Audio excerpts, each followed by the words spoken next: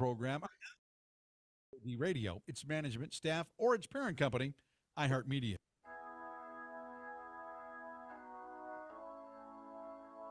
Doo-doo. Doo-doo. He served at the Pentagon as an Army JAG. He Yeah. graduated from Notre Dame and has Uh-huh. 2 law degrees from Boston University and Because Georgetown one is just University. not enough. He's been That's practicing right. law for over 30 years. He's your family's personal attorney. It's time for the David Carrier What, Show. you want an impersonal attorney? Hello, and welcome to the David Carrier Show. I'm David Carrier, your family's personal attorney. Happy Easter. It is the Easter edition of the David Carrier Show. So there's going to be a rebirth of knowledge, right? We're going to resurrect some old ideas that have served us well in the past, which we seem to be discarding. Don't want to do that. But yeah, it is. It's Easter Sunday. So welcome. That means you can call us at 616-774-2424. That's 616-774-2424. For answers as sweet as a chocolate Easter egg, but not nearly as fattening, 616-774-2424. You know, in the every once in a while you hear news that's too good to check. You know what I mean? It's like, oh man, that is just too spot on. I wish I had. I better not check that one because if it isn't true, I'm going to be disappointed. And I felt that way about the rules at the for our National Easter Egg Roll. This is a event that they do every Easter at the White House, and the story was that they said no to religious iconography on the eggs. You can't decorate your eggs apparently in a religious manner. Now, get this. This is for the Easter egg roll. Okay, this is the I don't know, it's the big the furry rodent where I know a rabbit's not a rodent and something else, but anyway, it's what do you think? It's a combination of stupidity, in my opinion, which is of course correct, but it's a combination of stupidity and evil. Okay, I understand. I understand the BS. We're being inclusive. Excuse me, it's Easter. You know what Easter is? Okay, in the Christian tradition, Christian religions, this is the resurrection of our Lord and Savior Jesus Christ. That's what it is. Okay, he spent yesterday, Holy Saturday, bringing the souls out of hell and all the rest of that stuff, getting Socrates and everybody else, and I mean, there's a theology to it. Okay, and what they've done is reduced it to what? Let's sell a bunch of chocolates and whatnot. And it's like, see, this is the stupidity part. The egg, the rabbit, okay, these are pre-Christian symbols. Pre-Christian symbols, yes, indeed, but the Acts of the Apostles instruct the apostles to go out and don't destroy the old ways, but adopt them, give them new meaning, resurrect them, new life, like that, right? So it's so basic, but there you have it. It's like, oh, you can't have religious symbols on your eggs. The egg is a religious symbol. Rebirth, new life. Okay. Hello. You take this egg, which is inanimate, blah, blah, blah. I mean, this is the iconography of it, right? And now it's new life. A chick comes out. Oh, new life.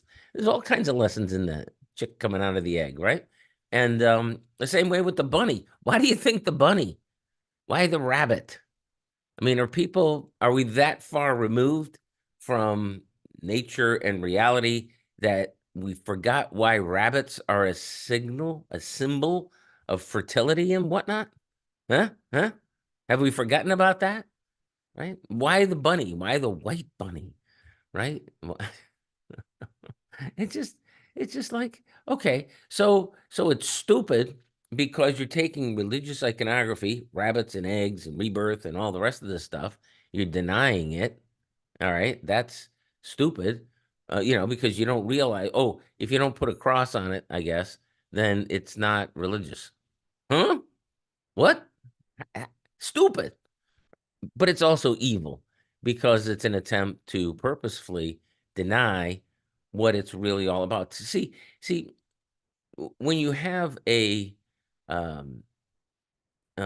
ceremony with all the meaning stripped out of it, right?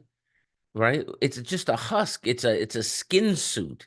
You know what I mean? It's like you took this beautiful thing, you ripped the guts out of it. Now you're wearing it as a skin suit, okay? And you're pretending that it's still there, right? Okay, you put a bear, kill a bear, all right? Shoot a bear, right?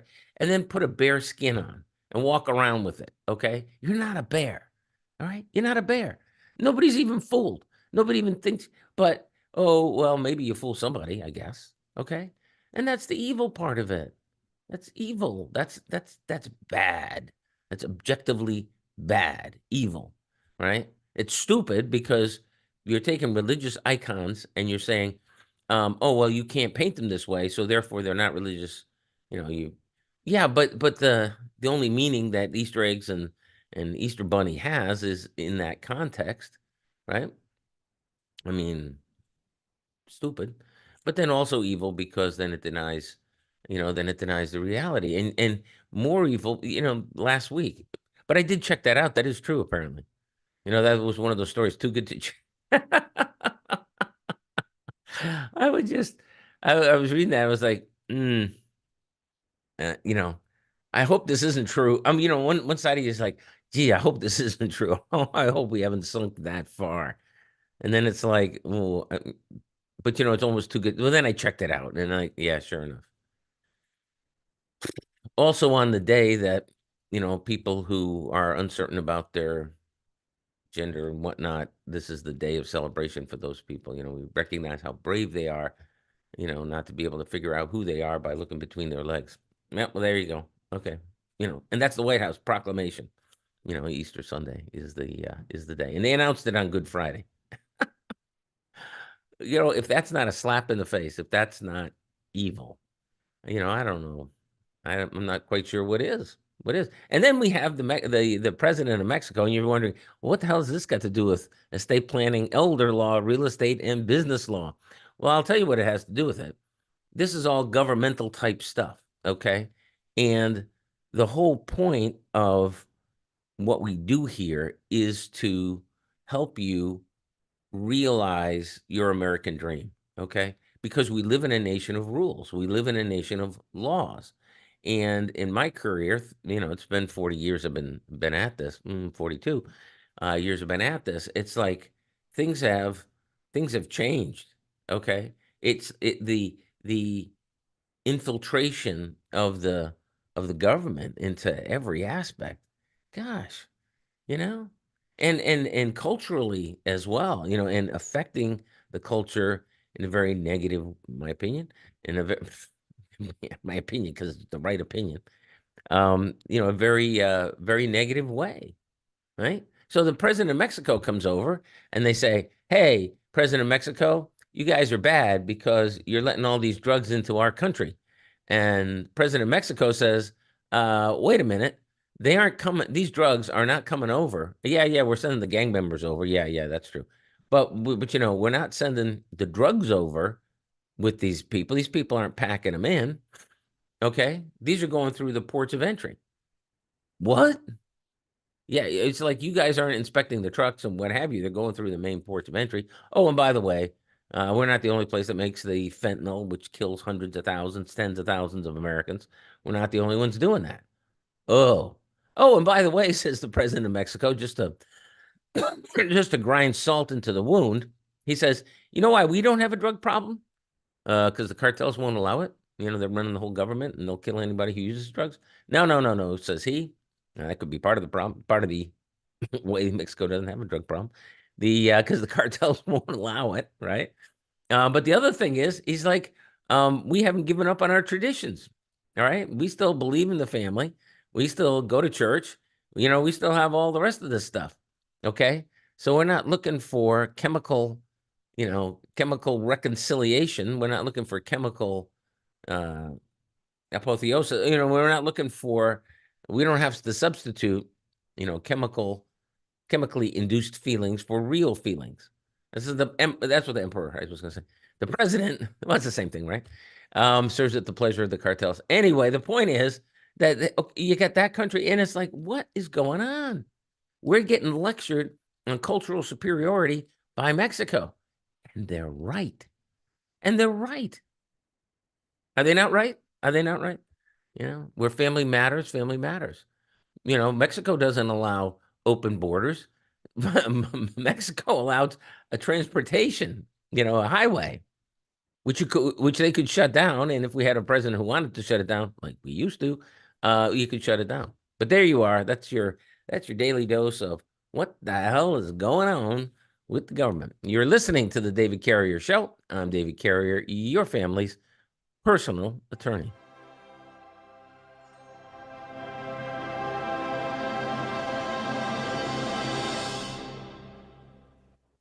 We've told you about Moses Hadara, the diamond cutter who created the Kessler 81. The magical diamond that vibrates with light. Kessler's were.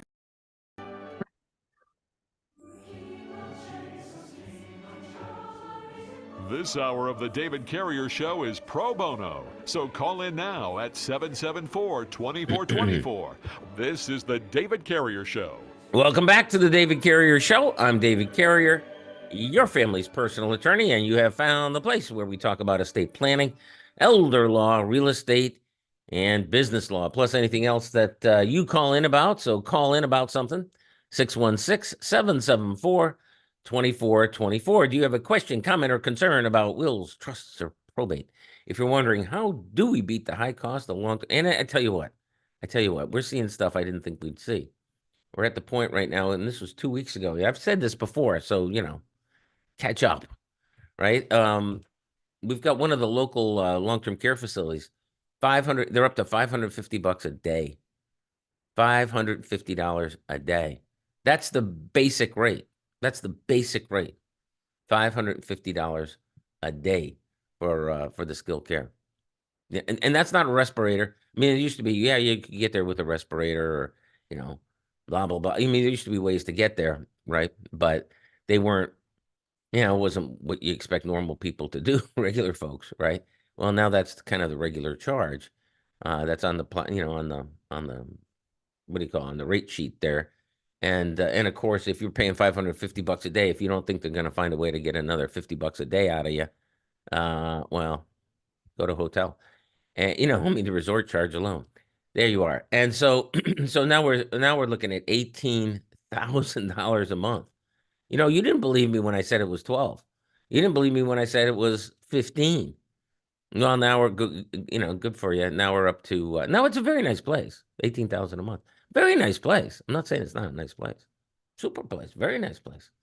All right. But we're at a point right now where you get to choose. Let's see. If I'm going to a skilled nursing facility, my mom or dad needs skilled nursing care, not assisted living, although you can pay $13,000 a month for memory care at a very, very nice facility. There's a whole brand new chain of them here. You know, they're, you know, really like the mission that they have, all the rest of it, but we're not doing an advertisement for those guys. But anyway, the point is, it's $13,000 a month for the assisted living with memory care. So you don't even have to do skilled. And this was like a year ago. We had that client.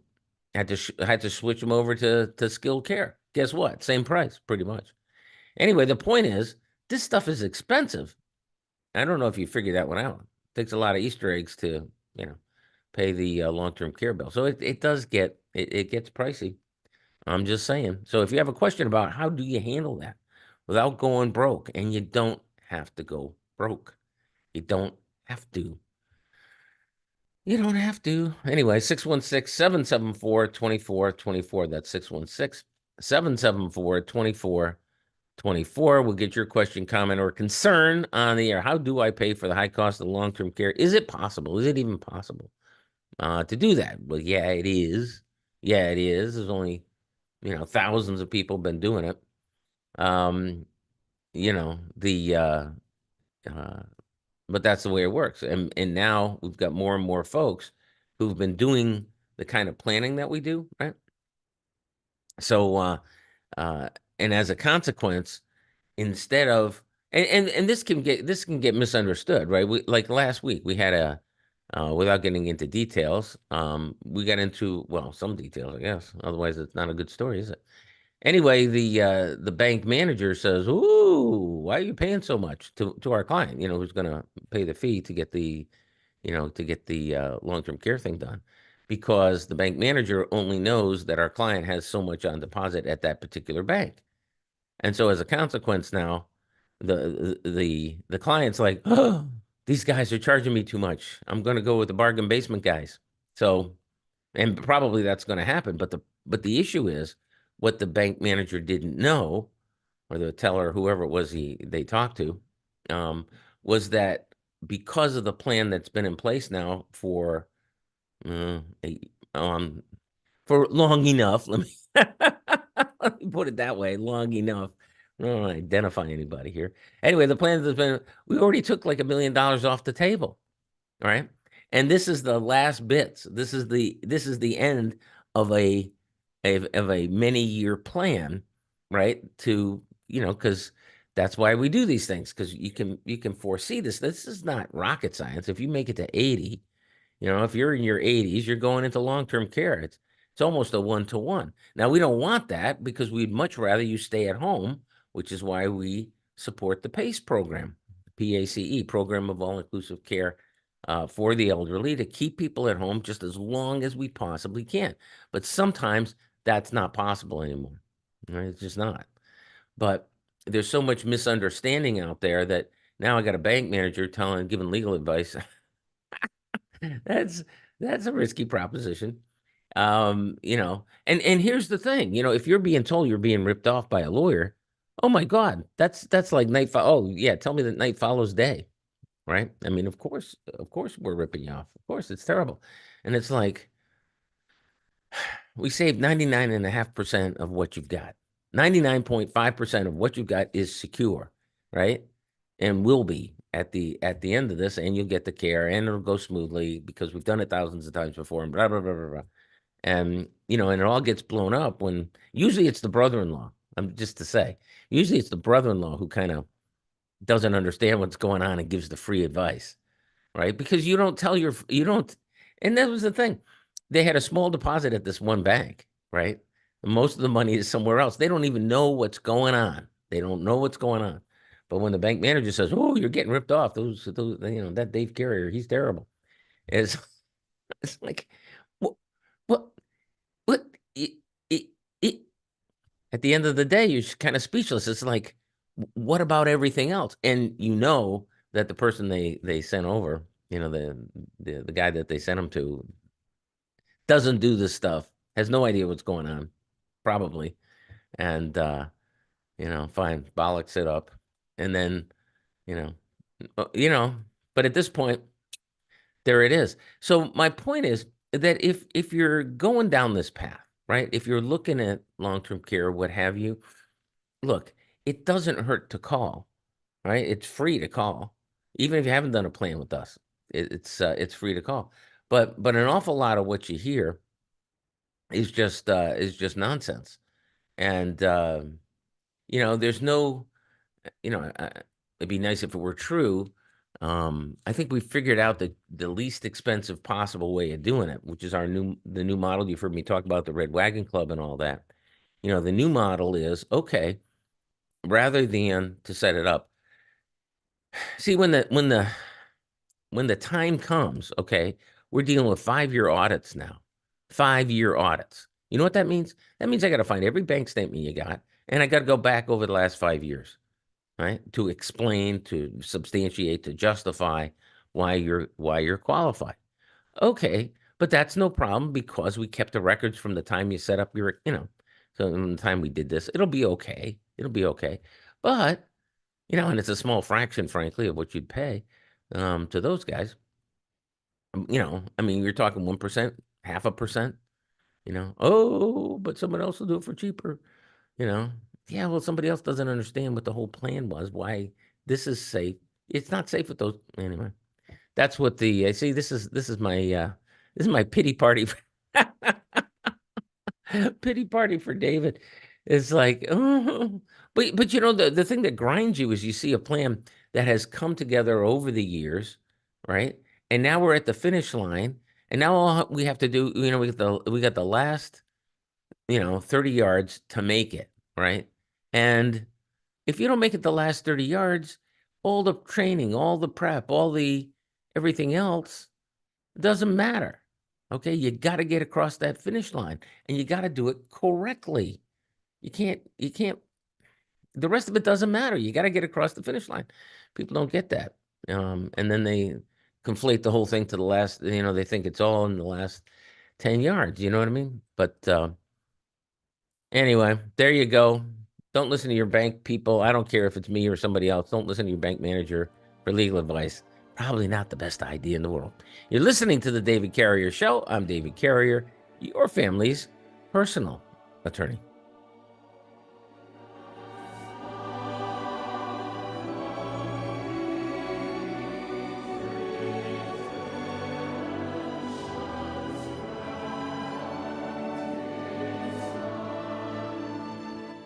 In the time it takes to listen to this.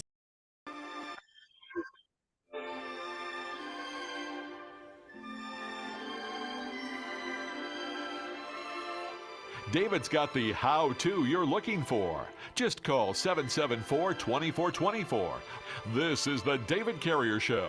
Welcome back to the Easter edition of the David Carrier Show. I'm still David Carrier, your family's personal attorney. Now's the time to give us a call, 616-774-2424. That's 616-774-2424. If you'd like to get your question, comment, or concern on the air. Just a little recap. This is the Easter edition of the show.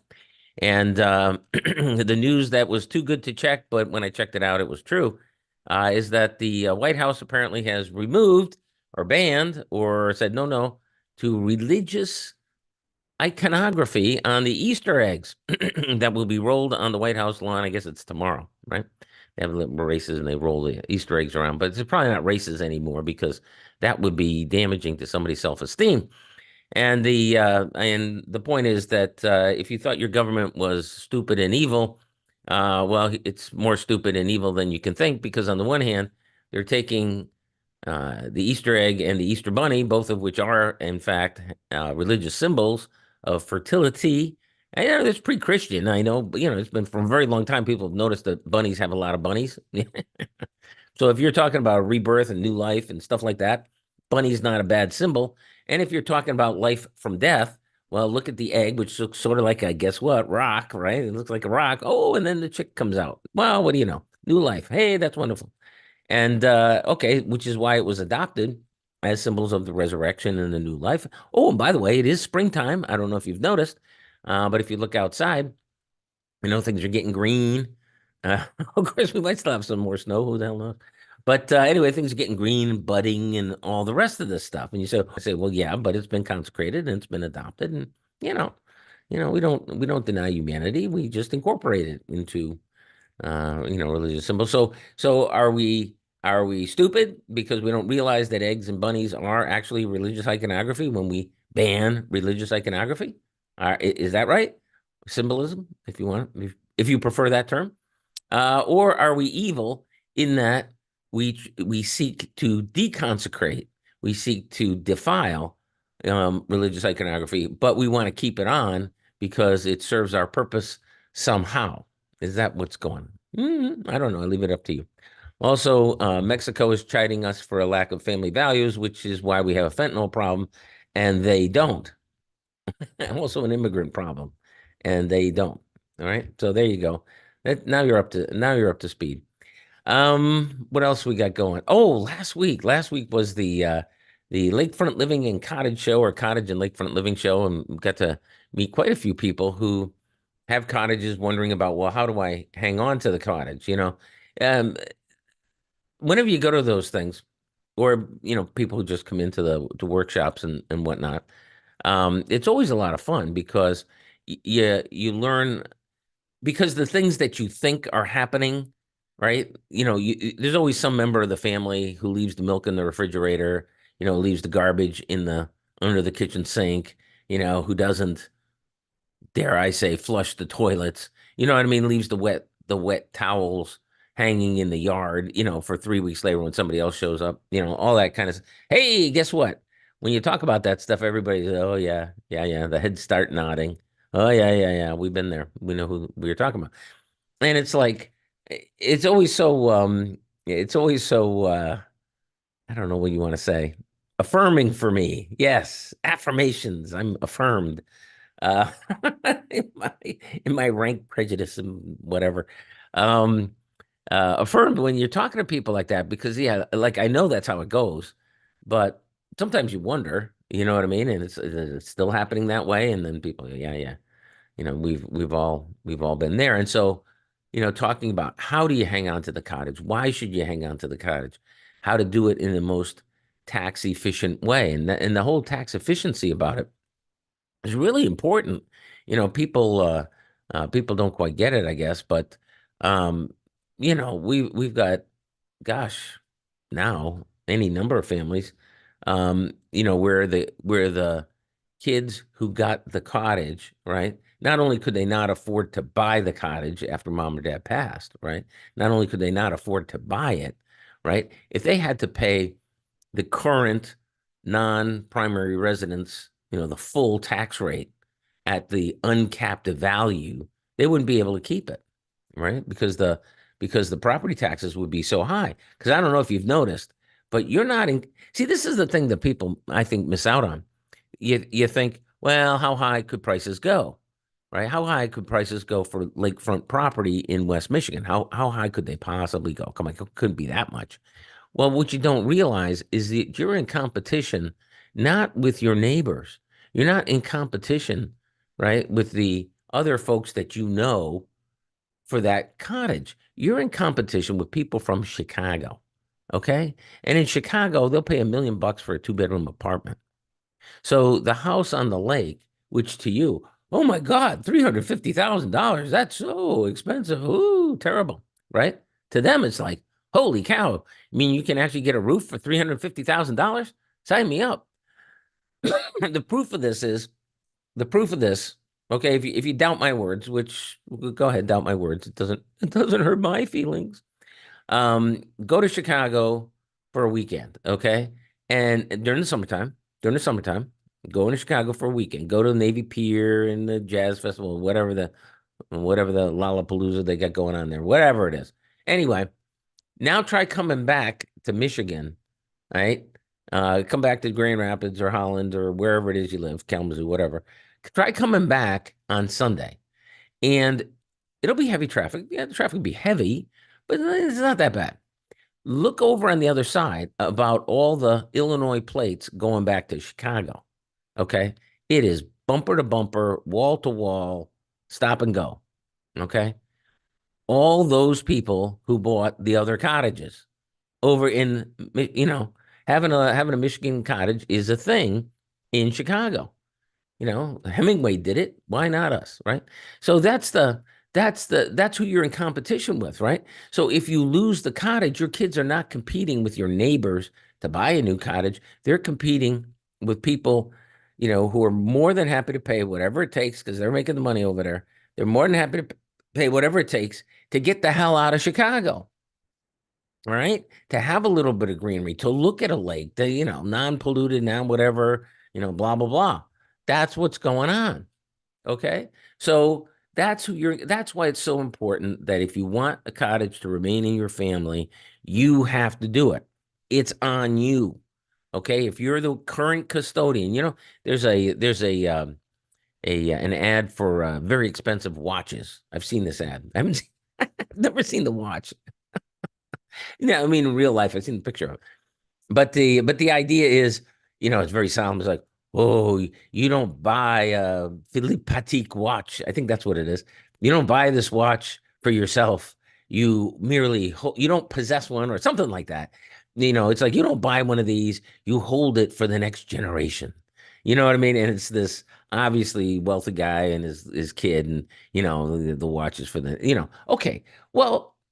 Okay, fine. If that's your situation, good for you. I'm, all for it. But I suggest that that's how you need to look at your cottage. Okay, right? You didn't just buy the cottage. You don't just have a cottage. You're holding it for the next generation. Now, if you don't believe in that, fine. I'm fine with it. Sell it and do whatever you want. Give it to the nursing home. Fine. Do whatever you want. But a lot of families have a very different perspective on it.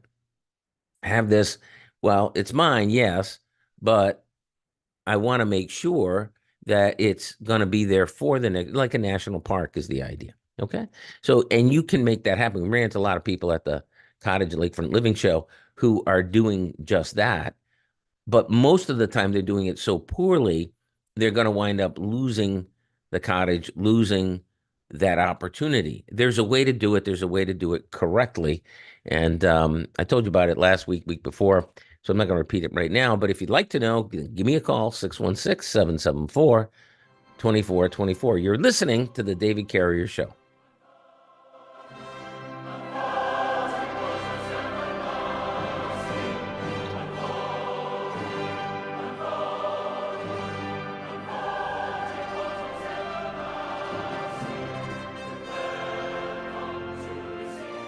Pure Talk believes in American values.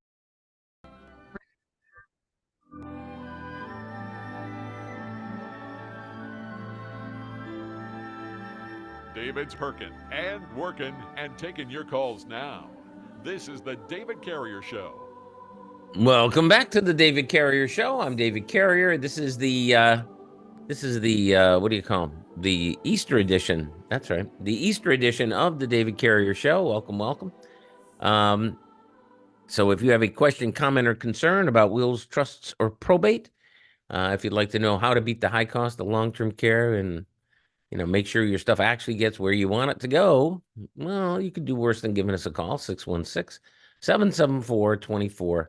Of course, if you're out there, dying, D-Y-E-I-N-G, dying, your Easter eggs, your last-minute Easter eggs, or planting the candy around the thing for the little kiddies to go find, well, I can understand. You can call me back in the next hour. How about that?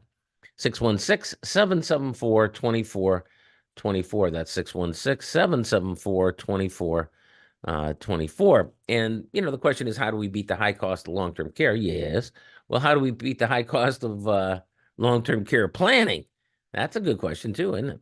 And the way we do that is the new model that we started about a year or so ago. In fact, we're coming up on Tuesday. Will be our first quarterly meeting of the Red Wagon Club, of the people who've been working with us now. We expect a few hundred people on Tuesday at the Meyer Gardens for our Butterflies Are Blooming event. And it's, just more of a social thing, pretty much a social thing, but it's also an opportunity to meet other people who've done this kind of planning. Same as you, and have a couple of snacks and then go look at the butterflies. I will be giving a little keynote. I promise it won't be more than 3 or 4 hours, but they're trying to get me to cut it down to 10 minutes. We'll see. We'll see how well that goes. But you'll have an opportunity. We'll have a number of our experts there in funding and what have you, so you can get your questions answered. Come up to the booth and we'll have a couple of those going. If you have any questions or you want to share a story or what have you, that'd be wonderful. Even if you're one of our clients, you're not a Red Wagon Club member, that you're more than welcome to come. Also, but unlike the Red Wagon Club, it's free. With regular folks, it's $10, which is half off. 50%. Plus, you get snacks and whatnot, and you get to mix and mingle. So anyway, that's coming up. We're looking forward to that. But this is how we cut it down. This is how we make it more affordable. We cut our fees by more than half because what we're doing now is we're not giving up on what we're doing. We're not changing that. What we are doing though is changing the way we did it. It's not AI or now you have to type your own documents or something like that. No, it's not like that. But what it is, it's the workshop model. I've been hounding at you to come to a workshop forever. Well, instead of doing one-on-one, which is extremely labor intensive, I have to tell you, instead of doing one-on-one, we're still doing a group. So you go now. For some folks, it's appropriate to do one-on-one. We still do that, but for the vast majority of folks, what we're finding is we can go to a workshop and then to a workshop. Right. So and there's ways to streamline this thing. I was very old school about it, I guess you might say, with the, in one, but the problem with that, we're one-on-one is, you wonder, well, am I the only one who thinks this is a good idea?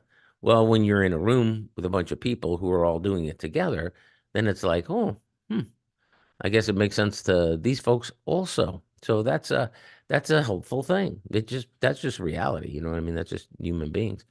And and so like I say, a lot of folks are doing it that way, or are coming to the workshop, and then we go to the workshop, and then and there's one-on-one opportunities along the way to make sure that your plan is what your plan needs to be. Your plan, not some fill in the blank internet exercise, and we're not doing that.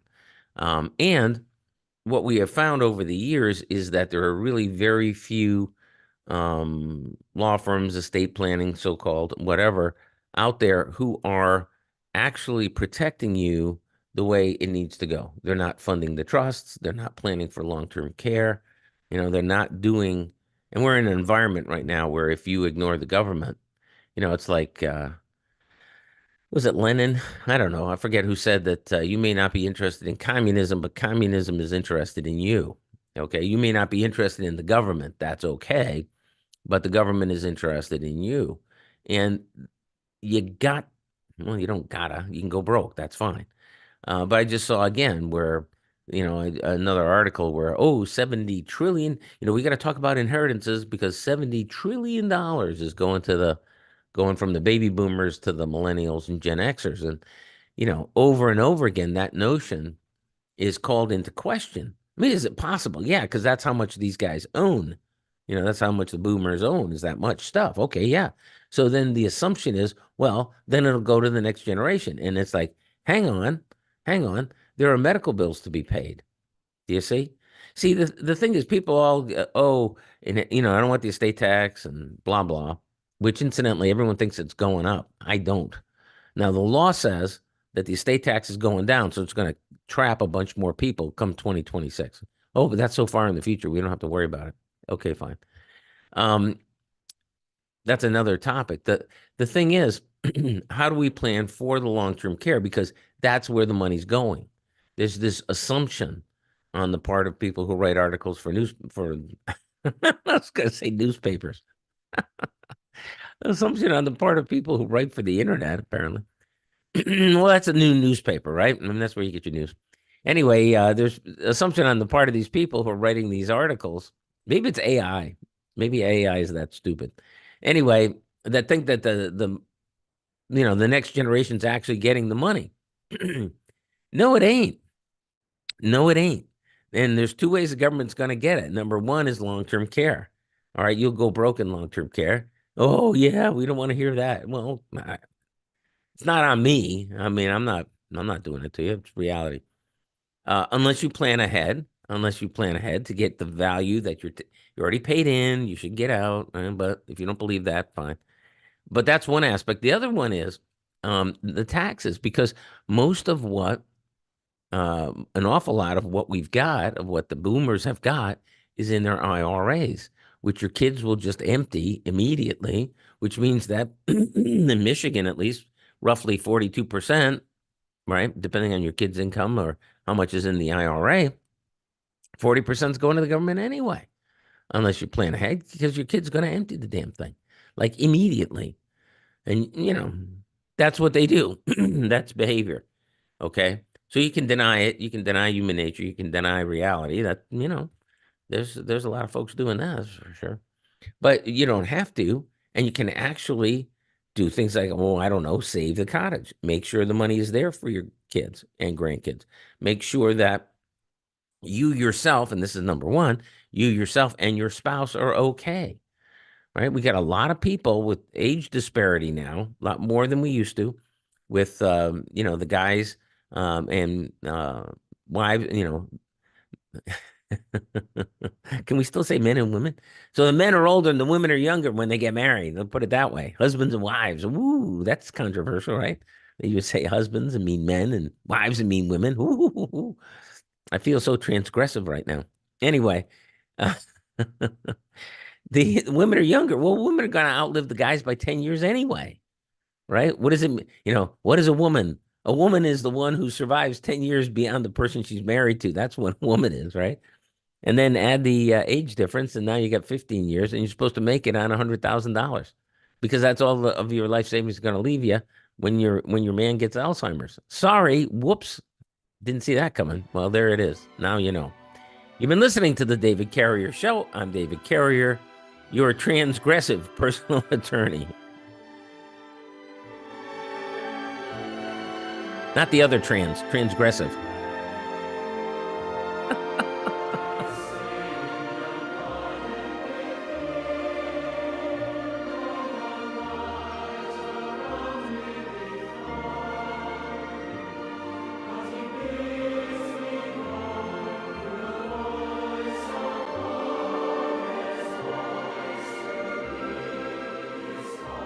In the time it takes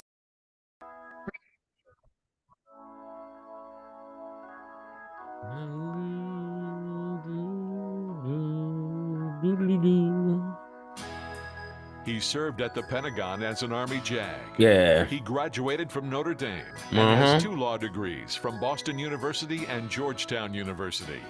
He's been practicing law for over 30 years. He's your family's personal attorney. It's time for the David Carrier Show. Hello and welcome to the David Carrier Show. I'm David Carrier, your family's personal attorney. And now's the time to give us a call at 616-774-2424. That's 616-774-2424. That's the studio. And we'll get your question, comment, or concern on the air if you just do that. And if you have a question, comment, or concern, especially about wills, trusts, or probate, if you're wondering how do we beat the high cost of long-term care, they just read again where $70 trillion is going to the next generation over the next 20 years, which is just a bunch of hogwash, just a bunch of BS, just a bunch of never gonna happen. Because why? Because you're going to wind up in long-term care, and that's where the money's going. And why don't people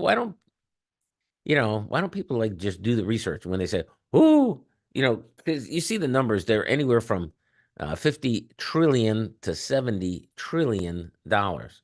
And it's like, well, okay, if you're one of those mega millionaires, right, a good deal of that's probably going to get taxed, right, estate tax. And if you're not, if you're just regular folks, which is frankly where most of the money is, regular folks, you're not going to have it because of inflation, right? You ever see, but this is the thing. Another worrying trend that people seem to ignore is that people are pulling money out of their 401ks like crazy. All right, you're not doing that. I understand because you planned ahead, but younger folks, they're taking loans against the 401k. They're doing hardship withdrawals and all the rest of it. Because why? Because we have the best economy ever. And inflation has gone away now. Thank you, government. Right? Because now we don't have inflation, which is why credit card debt is skyrocketing, which is why people are taking the money out of the 401ks, which is why all the rest of these things are happening because everything is so good. Shut up, you naysayer. Okay. Anyway, that's happening. What else? What else is happening in the world of stupid and evil? Well, in the realm of stupid, the White House seems to think that bunnies and eggs are not religious symbolism. Okay. The reason we have bunnies and eggs has nothing to do with the fact that it's Easter. I guess it's just a spring fertility Roman ritual or something. I don't even know what they're thinking.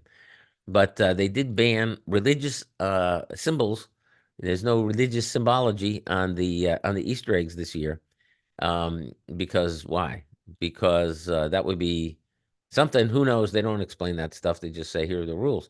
And this was one of those stories that's too good to check. It's like when you're writing about wealth transfers and you don't even bother checking on all the debunking that's gone on. In fact, because the money is actually going to go to healthcare, is going to go to long-term care. That's where the money's going. It's going to taxes.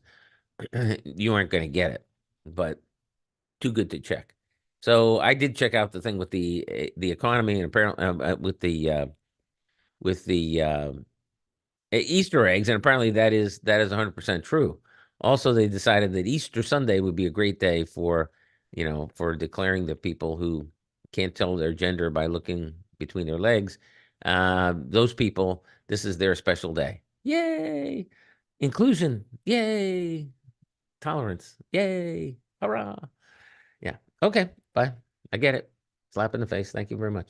Anyway, so that's also going on. The Mexicans, the president of Mexico was in town last week apparently and said that the reason that we have a drug problem, why are we complaining about all the fentanyl coming through? Because they complained to him. They said, "Ooh, you guys are terrible. You're letting all this fentanyl through."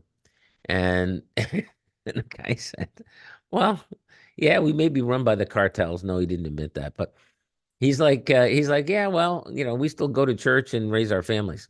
How about that? Oh, by the way, we don't have open borders. What we have is an open highway, with, you want to come to El Norte, well, that'd be fine. But you ain't staying around here. I mean, I would settle. I would be really happy if we had and enforced immigration laws just like Mexico. Let's look at any Central American country and adopt their immigration laws. Why don't we do that? Right? Why not? Sauce for the goose, right? It's good enough for them. Why not? Why not?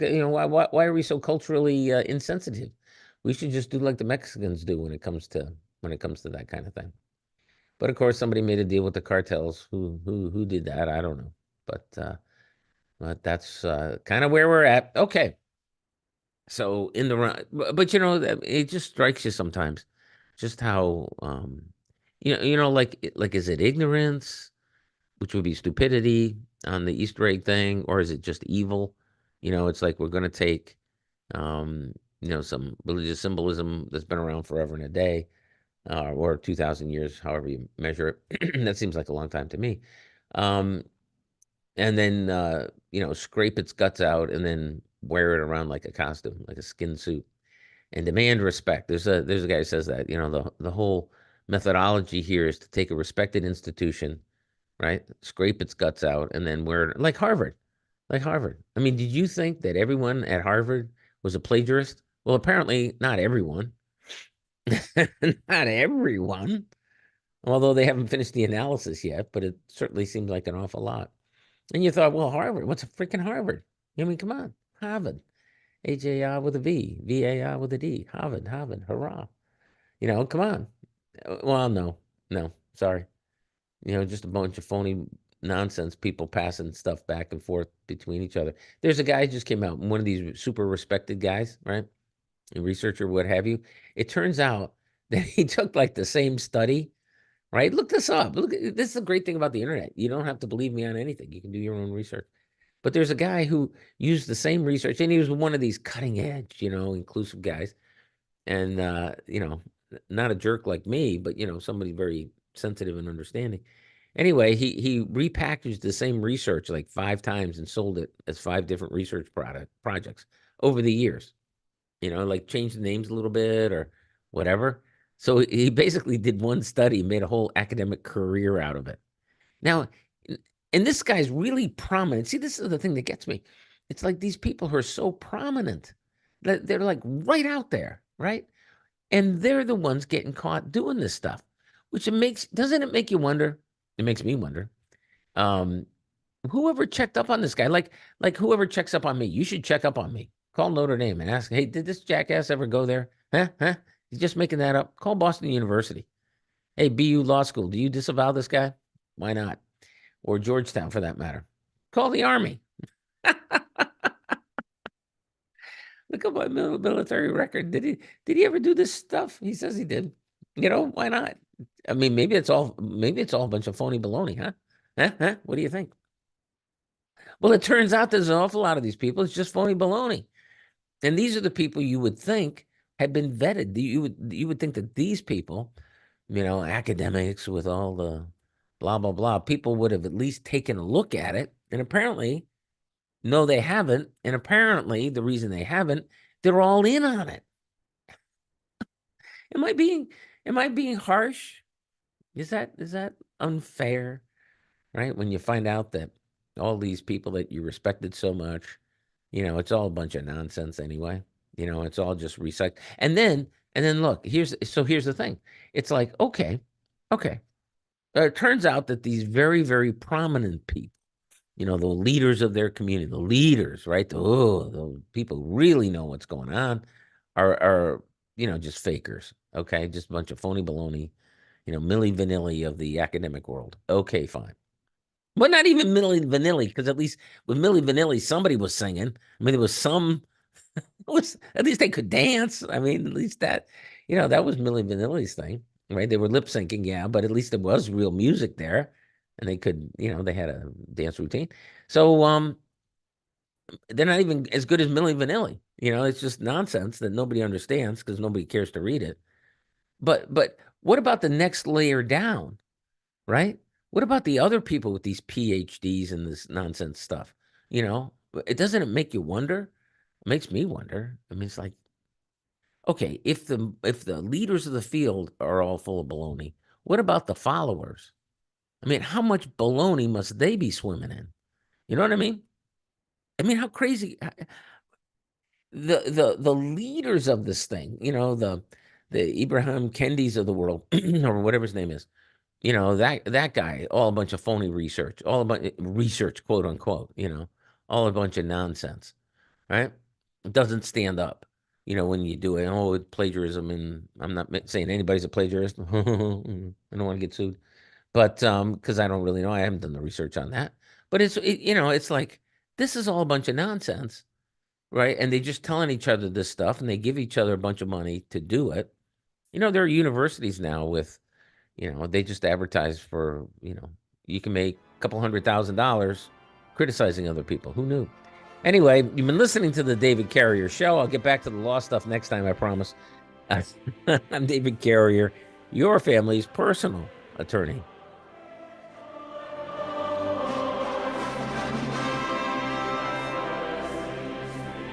Are you tired of being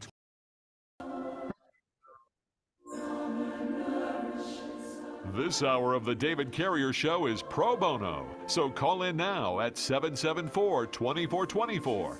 This is the David Carrier Show.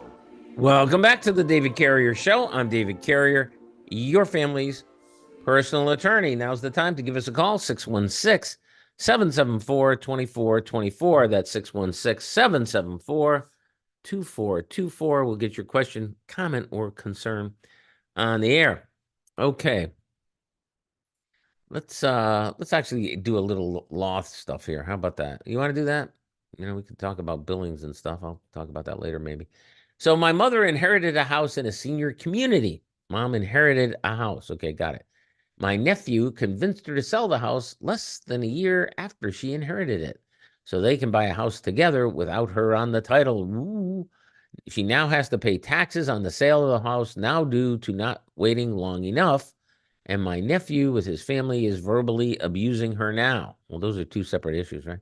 The new house is isolated from senior living, which I don't understand what that means. What can we do? Well, here's the thing. If your mom actually inherited a house, okay, if she actually inherited a house, see what they're asking about is if you hold a house for more than a year, then it's long-term capital gain. Okay, very favorable taxation rates on long-term capital gain, maybe zero, depending on, for most seniors, the income tax on long-term capital gain is going to be zero. But if you do it in less time than that, then you pay an ordinary income tax rate, and that's apparently what they think is happening. But if it says mother inherited, that means somebody died and left her the house, right? That's what inherited means to me. Maybe it means something different to these folks. But if that is what happened, then mom will be treated as if she had paid fair market value for the house. Okay? Now, what's fair market value? Well, if you sell it within 180 days, it's presumed to be the sale price of the house for real estate. Okay? It's presumed to be the fair market value is 180, within the first 180 days. So let's say the value of the house is 100,000. Right? And mom gets it and she sells it. She inherits it and sells it. Well, she is treated, and this is called stepped up basis. Ooh, tax term, but don't worry about it. Anyway, she's treated as if she had paid $100,000 for the house. Well, if you pay $100,000 for something and you sell it for $100,000, right? Are you with me on this? How much profit do you have? I'll wait. Right, zero, no profit. So if there's no profit, there's no gain, there's no tax, there's no profit. Okay, you can't tax nothing. Now the government's I should hold off on that because the government keeps trying to tax things where there is no profit. But well, you could have had a profit, and if you did, then we would tax you. So now we're going to tax you, even though you don't have any profit, because you're still holding on to the damn thing. I mean, seriously, this is anyway. This is one more thing that that certain people want to get at. Anyway, but don't worry, it'll never happen to you because it's only for people with $1 million, right? You have a cottage, you have $1 million. It's almost simple as that. So now, now it's for people with 10 million bucks, right? So you still don't have to worry about it, right? And then on and on. Anyway, the point is that number one, mom's not going to have to pay any tax on the sale of this thing. Okay, you've been getting bad advice. If this is true, if the facts that in the email are true, then we're not going to be paying any income tax on it. But now, nephew with his family is verbally abusing mom. Well, that sucks. That's terrible. And what's this idea about buying a house together without mom's name on the title? That's bogus as well. That's kind of legal advice you get from a bank manager. Like, or someone works at a title company or whatever, from your brother-in-law or your nephew.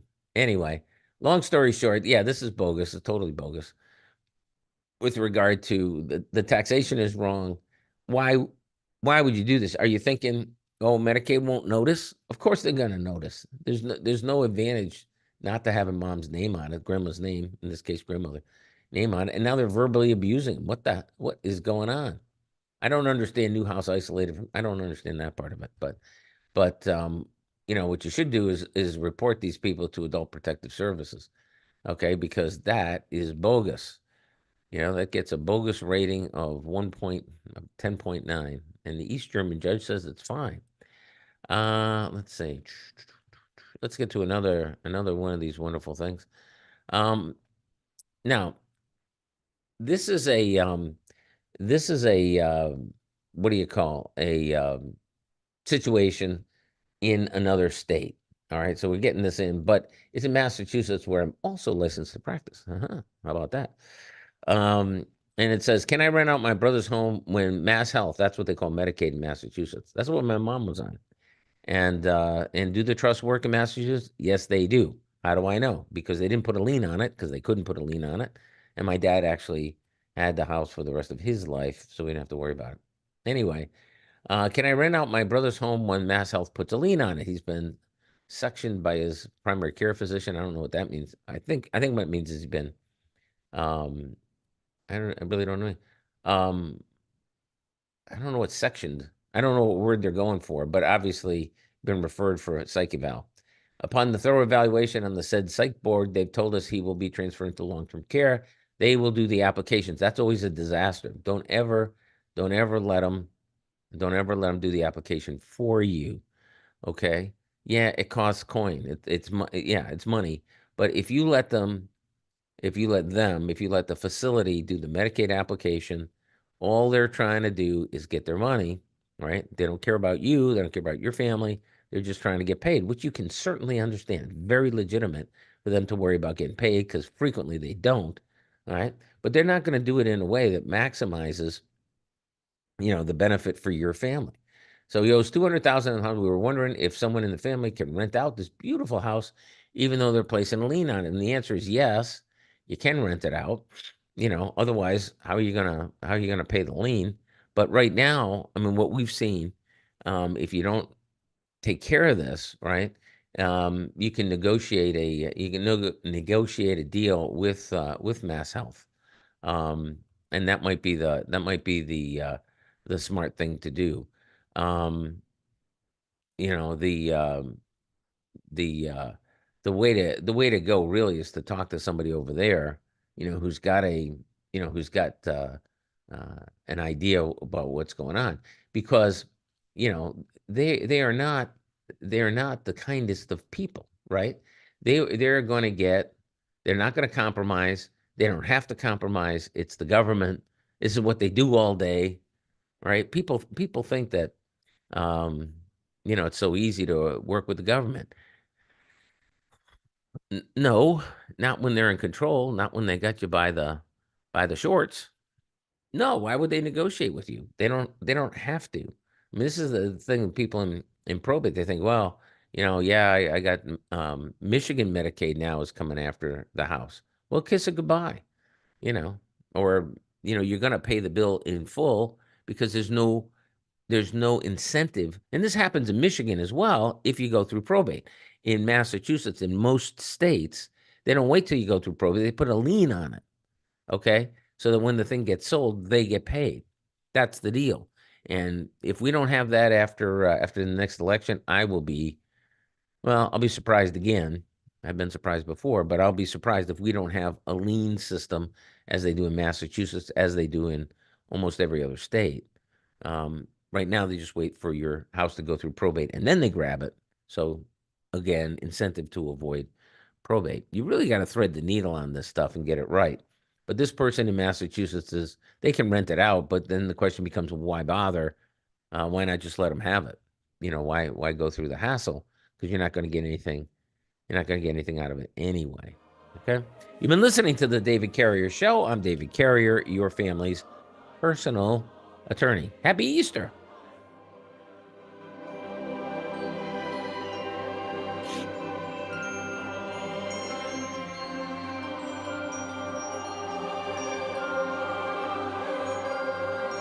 You've made the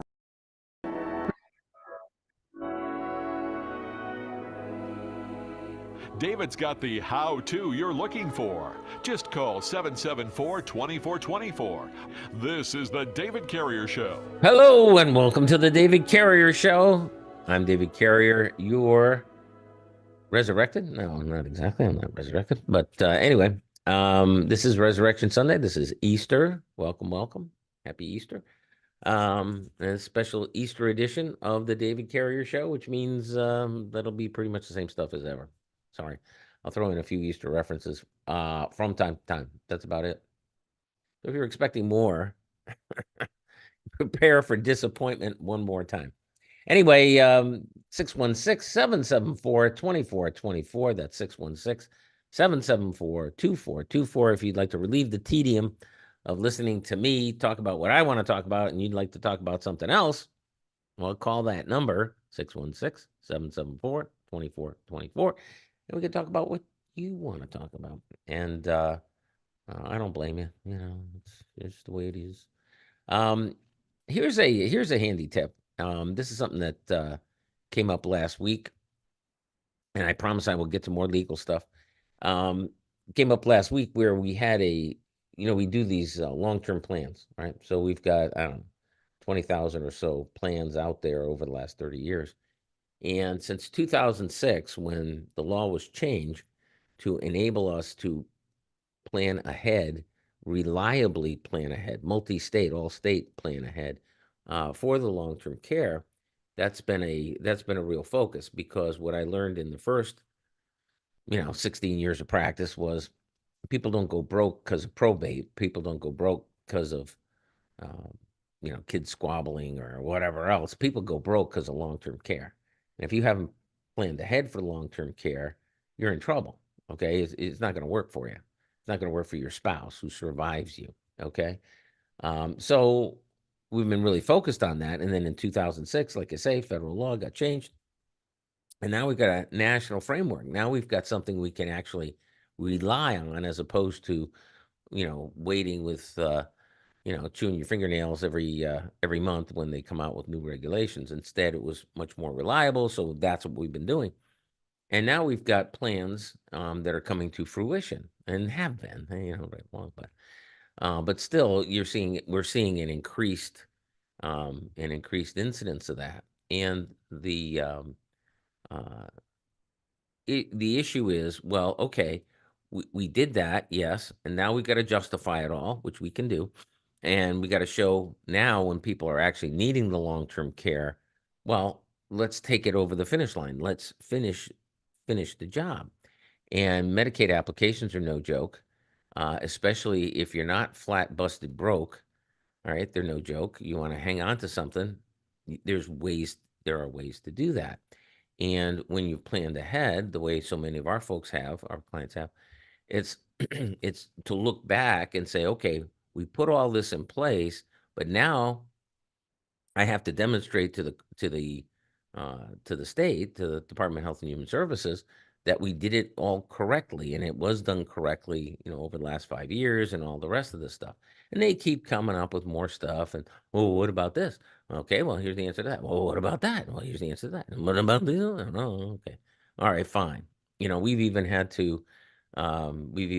the circuit court deny some of the stuff that we were doing. So we had to go to the Court of Appeals to get vindicated. And now, yeah, we're doing it. We were doing it right the whole time.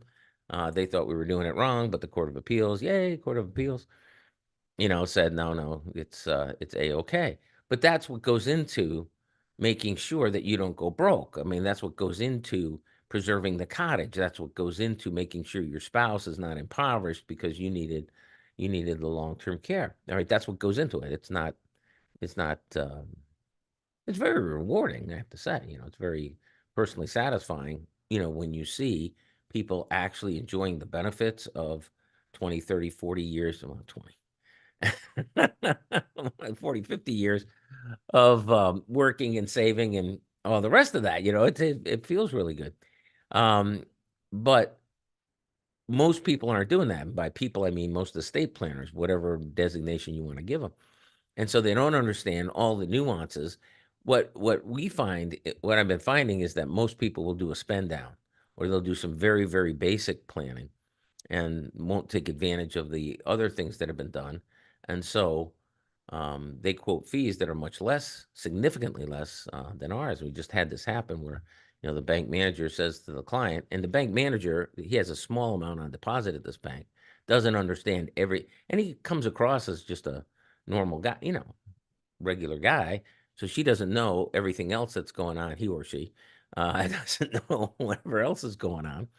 And so, oh, that's way too expensive for doing what you're doing. And we're doing it on a fixed fee basis, right? And I've always been philosophically supportive of fixed fee so that, look, here's the result you're going to get. We're going to save 97.5% or more of what you've saved. Okay.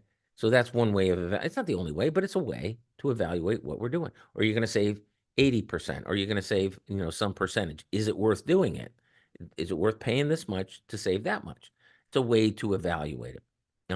We've also, explained everything that goes into it, all the work that we have to do to make it happen. That's another way to justify what you're doing. But I've never liked the hourly rate, billing by the hour, because it seems to me to reward inefficiency. If I'm stupid and I have to research everything, right? If I don't really know how this stuff works, well, then great. Then I'll build my research and all that kind of stuff, and jack up the fee.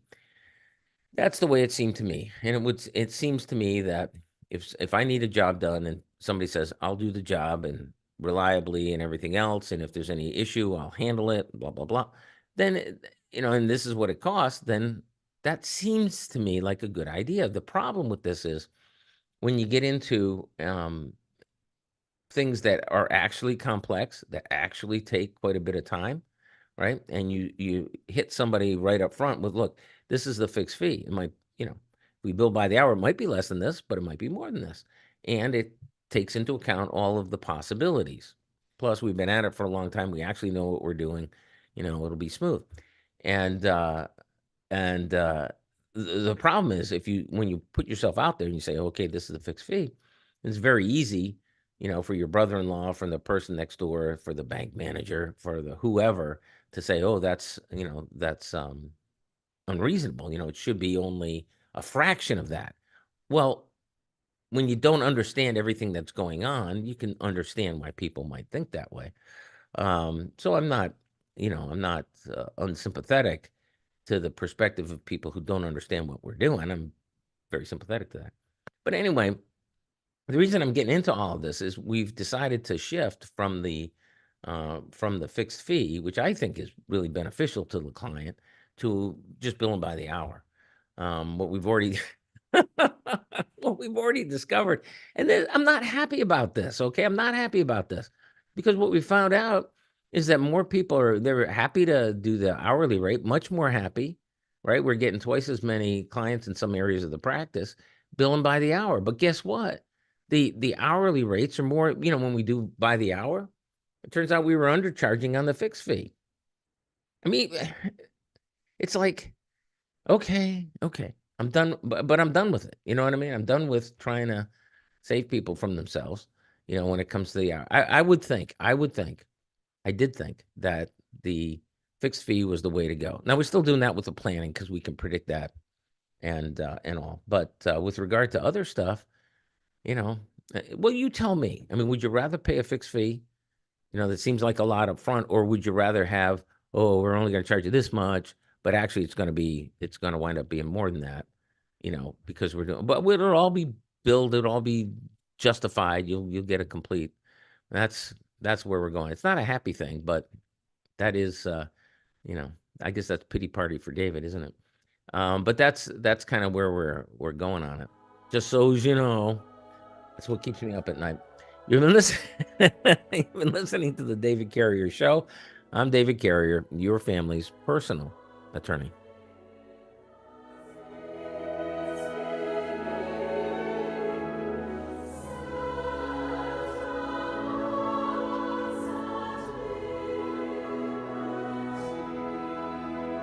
Prescriptions required. David's perking and working and taking your calls now. This is the David Carrier Show. Welcome back to the David Carrier Show. I'm David Carrier, your family's personal attorney, welcoming you to the Easter edition of our of the show. We're just about out of time, the last segment. So let's get to one more email here. Dad passed away. Stepmother's mental capacity is diminished, and she cannot even pay the bills. Right? The reason I'm picking this one is because this is a tragic situation, right? Tragic situation that good people run into frequently, right? But there's nothing to be done. Okay, here's the idea. So dad passed away. Stepmother's mental capacity diminished. She can't even pay the bills. He did all of those things. They had joint account with over an excessive amount of money, Somebody put a number in there and decided to change it, I guess. Anyway, all the vehicles are in dad's name. Her daughter has already stepped in day after my father died, told her she needed to get power of attorney. Well, which is minimally true, yeah. I believe it is for ill intentions at this point. Suspicions of the stepsister there, or whatever that relationship is. I believe it is for ill intentions at this point. Do I, and my sisters have any say? No, you don't. Do I need to go to an attorney and ask for advice? Yes, you should do that. I would hate for her, the stepsister, or whatever. Excuse me. Hate for the stepmom to be taken advantage of. There is no will. Okay, this is not an unusual situation. This is a very common situation, and it can be extremely frustrating on the part of the good-hearted kids, right, whose parent died, and now the other kid shows up and loots whatever there was. But there's no alternative to this because they had a joint account. What does that mean? That means that the wife, the surviving spouse, now owns that account. Okay. And there's nothing in place here, obviously. What else? All the cars, all the vehicles. So that means 3, right? It doesn't say both. It doesn't say the vehicle. It says all the vehicles. Getting a picture now? Okay, who knows what else is in mom's name? Perhaps the house. They don't mention that. Okay, well, who's in charge now? Evil daughter of the woman your father married. That's who's in charge now. Okay, I mean, this is not unusual. This is pretty typical. We had a case, now this was years ago, where the disinherited son. So you got mom and dad, right? You got good daughter taking care of both of them. Had her own house, but she was over there all the time taking care of them. Well, then the mom dies. All right. And it was the daughter of the mom, not daughter of the husband, right? Daughter of the daughter of the wife, not daughter of the husband, was taking care of both of them. And husband's son was such a jerk that they disinherited him, spit on your grave sort of thing, never, never. And after mom died, the daughter continued to take care of her stepfather until Sonny Boy shows up, realizes how much money there is, and without notice to her, because she has no standing, she's not an interested party, right? Gets guardianship conservatorship over his dad. Spins a tale of, oh, well, we reconciled, and now I realize, blah, blah, blah. That's why it doesn't matter that I was disinherited and he hates my guts. But we reconciled, and now I should be in charge. And that's what happened. Broke the heart of the stepdaughter, but there you are. Okay. That's the sort of thing that happens when you don't have planning in place, right? You didn't mean to disinherit your kids. It doesn't matter what you meant. It doesn't matter what you told them. It doesn't matter what you thought, right? You either did it right or you didn't. And in this case, he didn't. But it's the reason I bring it up, the reason I like this one, I don't like it, but the reason it's relevant is because this is the sort of thing that happens, that happens all the time. Don't you hate that? Let's see.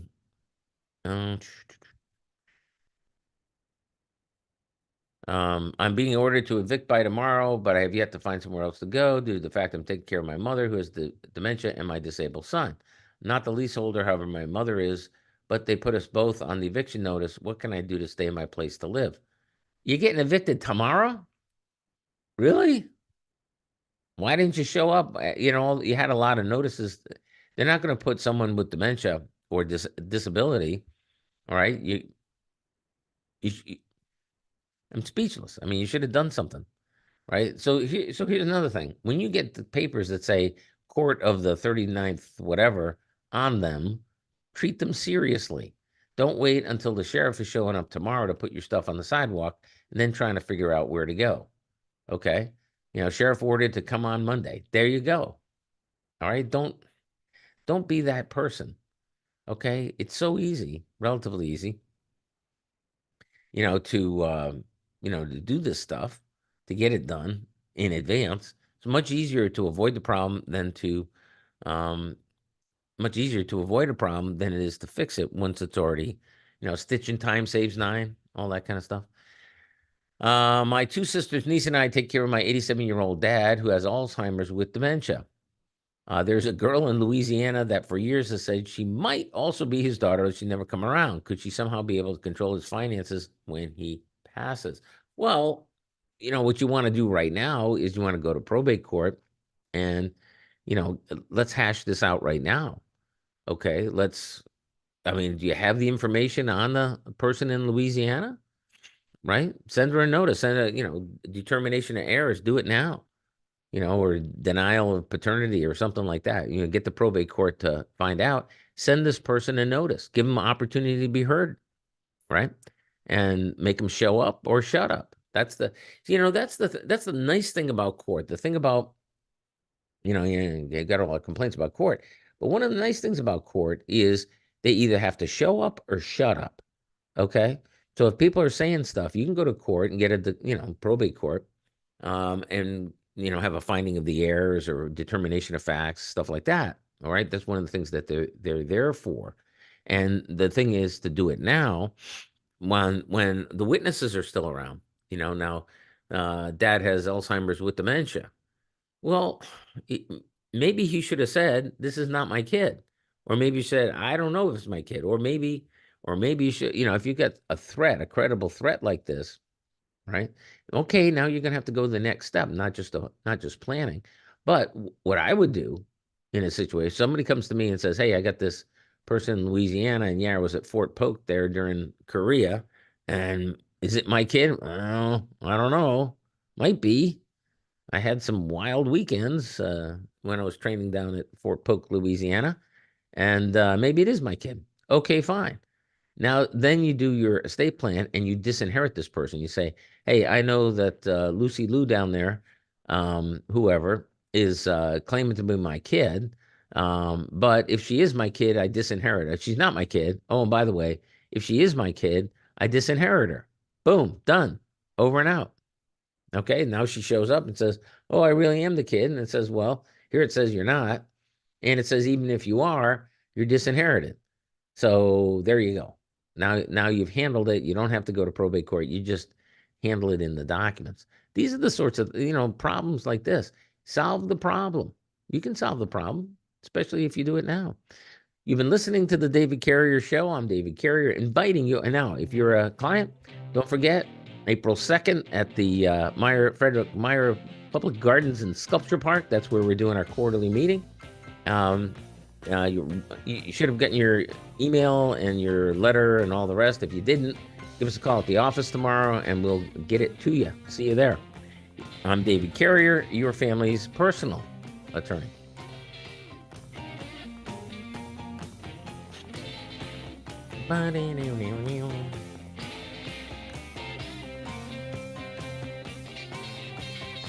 You've been listening to The David Carrier Show, a lively discussion addressing your questions and concerns, but not legal advice. There is a big difference. Not legal so when advice. making decisions that affect your family, your property, or yourself, the best advice is to seek good advice, specific to your unique needs.